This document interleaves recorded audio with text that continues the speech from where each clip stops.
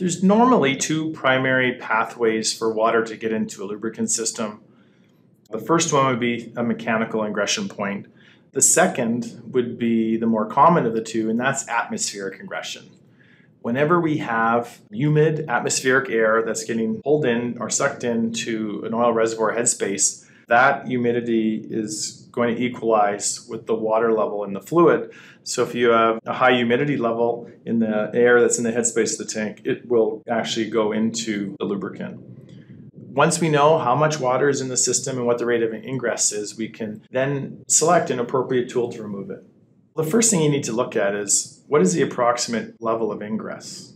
Because there's different ways to remove water. If I'm getting 1,000 ppm contribution per day, then I need a bulk water removal tool. If I'm only getting 10 to 50 ppm a day, well, that could be managed with the fine water removal tool. Once we understand the ingress rate, we can select an appropriate tool. A breather element is not a water removal tool. Breather elements are used to reduce the humidity in the air that's getting sucked into the headspace of the tank. It doesn't remove it all, it reduces it. And when you get to places that have high humidity, we are looking at less than a 50% reduction in humidity. So there's still quite a bit of water left in the air that is being pulled into the oil tank, and it's going to equalize with the oil. The only way to prevent that issue would be to reverse the normal flow.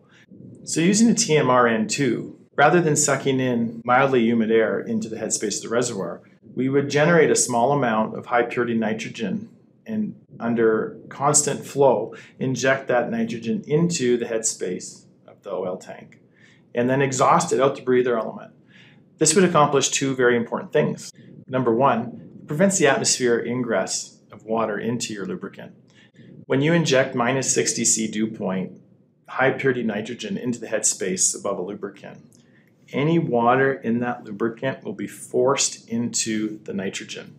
And then because we're exhausting out the breather element, we have a constant supply of inert dry gas, removing and preventing water ingress into that fluid.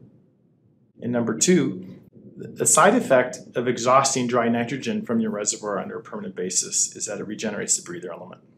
So by putting a nitrogen system on here, like TMRN2, we are permanently solving the problem and significantly reducing the consumption of breather elements.